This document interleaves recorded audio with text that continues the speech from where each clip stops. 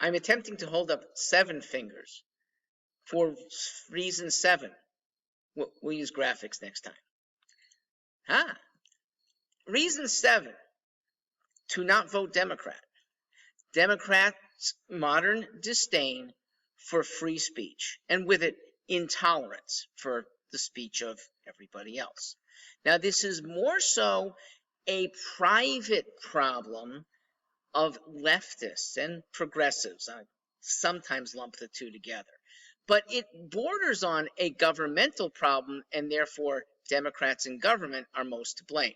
Thus, I'm back to don't vote Democrat. But don't give succor to leftists who want to curtail speech. It is the opposite of what Thomas Jefferson believed in. It's the opposite of Enlightenment thinkers that Democrats in my lifetime used to tout. Okay? I can still remember George McGovern talking about Enlightenment. It's gone now. At least if you're trying to win elections and you're a modern Democrat, you don't talk open-mindedness, do you? Well, take the private side first. There are colleges that do not allow free speech. They remove conservative speakers from campus, of all places, a place dedicated to scholarship, ideas, and good things that can come from a multitude of ideas. Colleges of late don't want to hear it. Liberal universities have actually fired teachers, professors, who don't tout the party line. And since many universities are state-funded universities, it is a political thing. And let's go directly to the political. From California of late, the proposal before the California General Assembly about COVID misinformation, if spread by a doctor, a well-meaning doctor, those doctors can be punished for what the state deems as, quote, COVID disinformation. And they define it as, ready, anything contradicted by contemporary scientific consensus. Well, what is contemporary scientific consensus? A consensus could be a small group of people, but placed high. And consensuses are often wrong, diabolically wrong.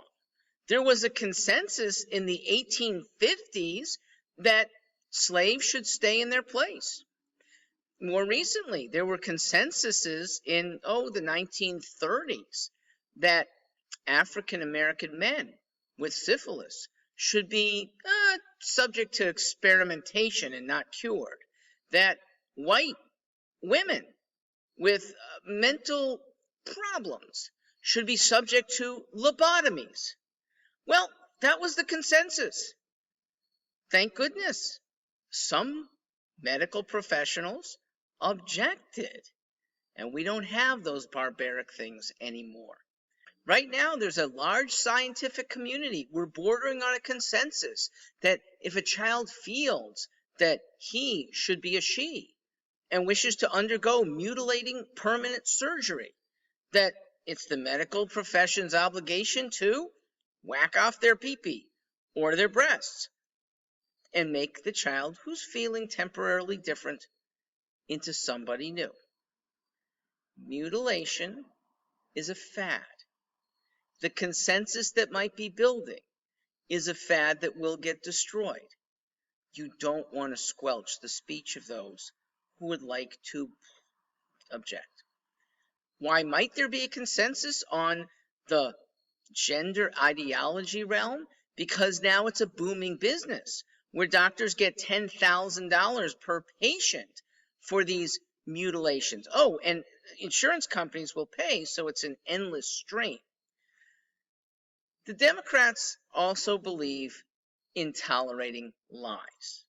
So when the lies are on their side, not calling them out. A type of free speech, but one that should get slammed down, they don't want to do.